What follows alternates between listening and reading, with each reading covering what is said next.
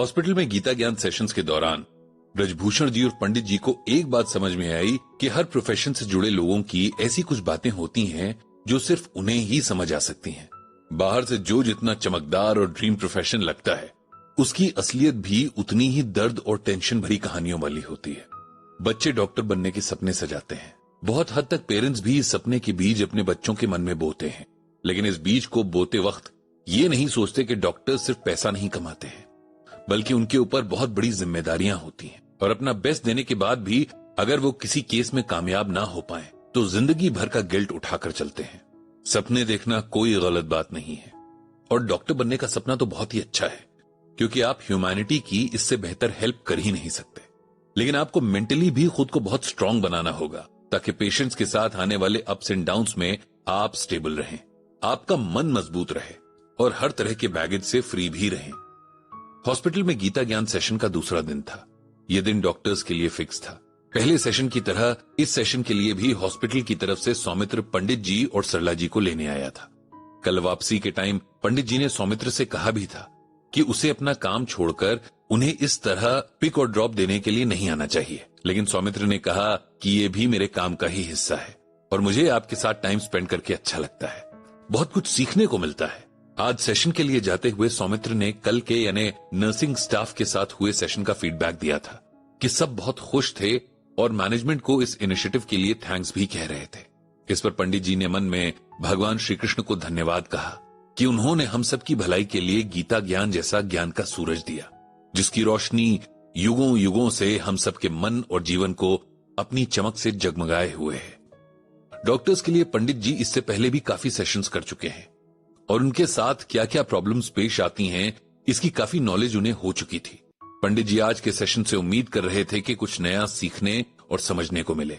Session plan के मुताबिक शुरू हुआ और पंडित जी से पहला सवाल किया डॉक्टर हर्षवर्धन ने। डॉक्टर हर्षवर्धन कैंसर स्पेशलिस्ट थे और उनके पास हमेशा या ज्यादातर लोग ऐसे आते थे जो काफी खराब हालत में होते थे। उन्होंने बताया कि कई बार पेशेंट्स के रिलेटिव्स कुछ गलत हो जाने पर उनके और उनके स्टाफ के साथ बहुत बुरी तरह पेश आते हैं, जबकि हम हर पेशेंट पर पूरी मेहनत करते हैं, लेकिन हमारे बस में भी सब कुछ नहीं है। कई बार हमारे और हमारे स्टाफ के साथ मारपीट तक हो जाती है। ऐसे में बहुत मन खराब होता है। लगता है कि हमारे इतने डेडिकेशन का क्या फायदा जब लोग हम पर भरोसा ही नहीं करते हैं। पंडित जी इस बात को बहुत अच्छे से समझ रहे थे, क्योंकि उन्होंने खुद कई बार ऐसे मामलों के बारे में न्यूज में पढ़ा या सुना था। एक बार तो ऐसा ही एक मामला उनके पड़ोस में भी हो गया था, जब किसी बीमार व्यक्ति की हॉस्पिटल में डेथ हो गई और उसकी फैमिली ने वहां हंगामा खड़ा कर दिया, क्योंकि उन्हें लगता था कि ये डॉक्टर्स की गलती से हुआ है। वहां पुलिस को आना पड़ा, तब जाकर मामला शांत हुआ था। पंडित जी जान रहे थे कि इस तरह के इंसिडेंट्स किसी का भी मोराल डाउन कर सकते थे, और यह भी एक फैक्ट था कि कुछ केसेस में मेडिकल नेग्लिजेंस भी होती है, जो पेशेंट के लिए बेहद खतरनाक साबित हो सकती है। लेकिन तब भी किसी के साथ मारपीट करना गलत ही माना जाएगा, और ऐसे केसेस बहुत कम होते हैं। ज्यादातर डॉक्टर्स अपने पेशेंट्स के साथ बहुत रिस्पॉन्सिबिलिटी से पेश आते हैं।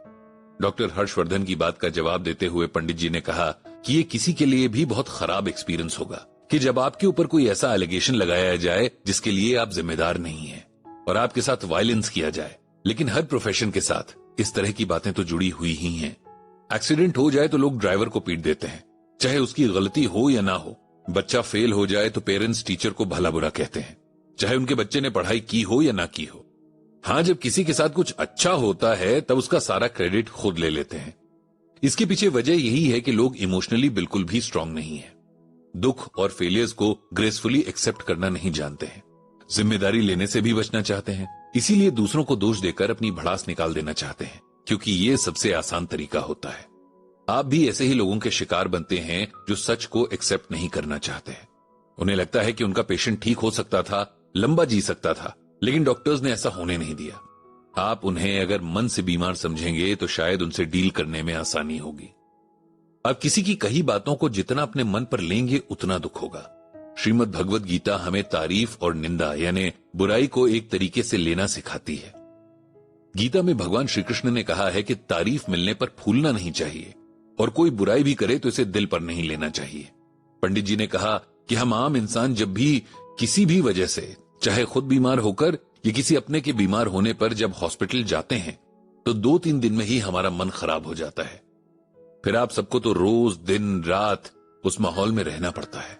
आप लोगों के मन भी कमजोर होते ही होंगे, इसीलिए आपको हम सबसे ज्यादा स्ट्रेंथ की जरूरत है, और ये स्ट्रेंथ श्रीमद् भगवद गीता से ही मिलती है। श्रीमद् भगवद गीता में भगवान श्री कृष्ण ने हर सिचुएशन में स्ट्रांग बने रहने का रास्ता दिखाया है, और इस रास्ते पर चलकर हम अपने आप को हर सिचुएशन के लिए रेडी कर सकते हैं। इसके बाद पंडित जी ने सबको श्रीमद् भगवद गीता से ये श्लोक पढ़कर सुनाया।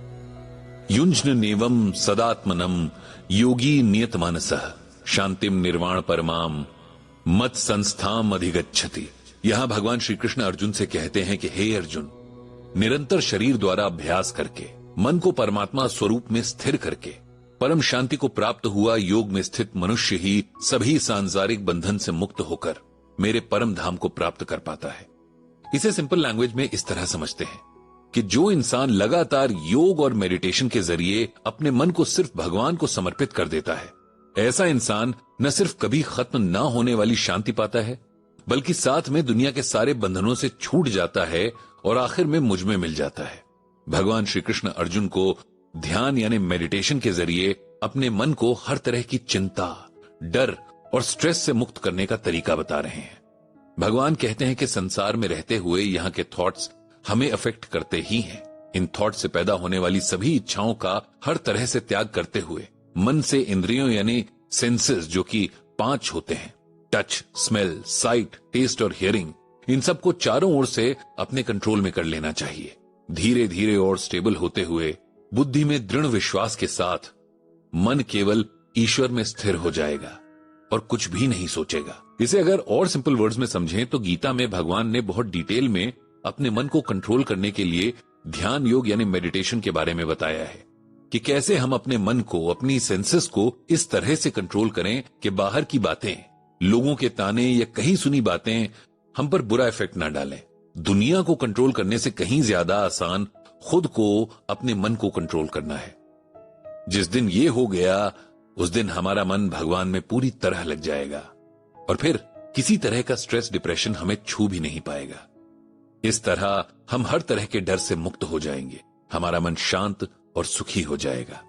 पंडित जी के इस तरह से डॉक्टर हर्षवर्धन को दिए आंसर से न सिर्फ डॉक्टर हर्षवर्धन बल्कि बाकी सभी डॉक्टर्स को अच्छा लगा। सेशन में और भी कुछ गीता ज्ञान से जुड़ी बातें हुई और फिर पंडित जी ने भगवान श्री कृष्ण से सबको सद्बुद्धि देने की प्रार्थना करते हुए सेशन खत्म किया।